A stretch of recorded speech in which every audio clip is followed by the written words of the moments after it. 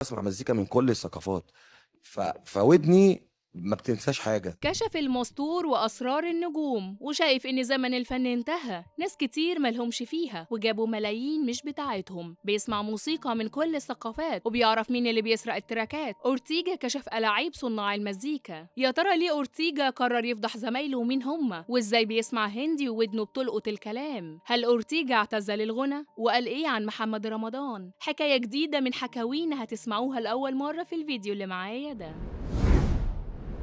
ودنه ما بتنساش حاجة، ولما بيسمع شغل زمايله بيعرف لو كان التراك ده ملهوف ولا لأ. علق على شغل نجوم كبار وصلت مشاهداتهم لأكتر من 200 مليون مشاهدة، وقال تراكاتهم بيشتروها بفلوس والملحنين بيتاجروا بيهم والشغل كله قص ولزق. أورتيجا شايف إن زمن الفن الجميل انتهى والترند بالنسبة له ضيع مواهب كتير. فاجئ الناس بكلامه عن الممثل محمد رمضان. هو شايف إن نمبر 1 بيعرف يختار أغانيه كويس وأغانيه وصلت للعالمية والناس بره مصر اتكلمت عن شغله، وده لأنه بيبذل مجهود كبير علشان يطلع منتج حلو. أورتيجا اشتغل مع رمضان في أكتر من عمل ومنها قلب الأسد وعبده موتة والألماني. كمان محمد رمضان بيحب أغاني أوكا وأورتيجا وكان بيتابعهم. المجال مبني على إن اللي يعرف يلهف حاجة يلهفها.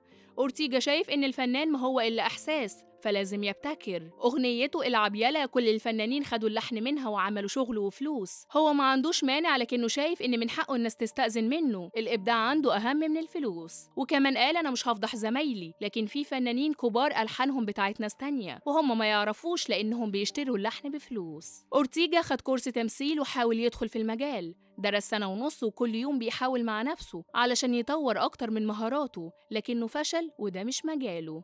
هو كان بيتفرج على نفسه علشان يطلع غلطاته ويعدلها، لكن عنده حاجة نفسية لما بيكون في الاستوديو الناس كلها بتسكت علشان تسمعه وهو بيتوتر من السكوت ده. كمان مجال المهرجانات انتشر فجأة في مصر وفي شباب في سن صغير حققوا نجاح ضخم منهم أوكا وأورتيجا واللي عملوا شغل كسر الدنيا. لكن في الفترة الأخيرة وبالتحديد من 4 شهور حصل مشكلة ما بينهم وكان آخر أغنية ليهم سوا اسمها سوري سوري، والثنائي حاولوا يغيروا من طريقتهم وده كان سبب الخلاف. في ناس شايفة إن أغاني أورتيجا مش أحسن حاجة لكن في فئة من الشباب بتحب أغانيه وده لأنه واحد منهم يعرف يعبر عن اللي بيحسوا بيه. أما حكاية اعتزال أورتيجا الأغاني فكلها شائعات وهو طلع بنفسه ورد على كل الناس اللي قالت كده. هو بيشتغل بعيد عن الأضواء علشان يطلع منتج يكسر الدنيا ويلهف الترند من النجوم. أورتيجا واجه مطربين واخدين ألحانه، هو شاطر جدا ولو سمع كلمة من أغنية أجنبية بيعرف يطلع تراك منها وبيشتغل عليها. كمان لو حد بيعزف على جيتار قدامه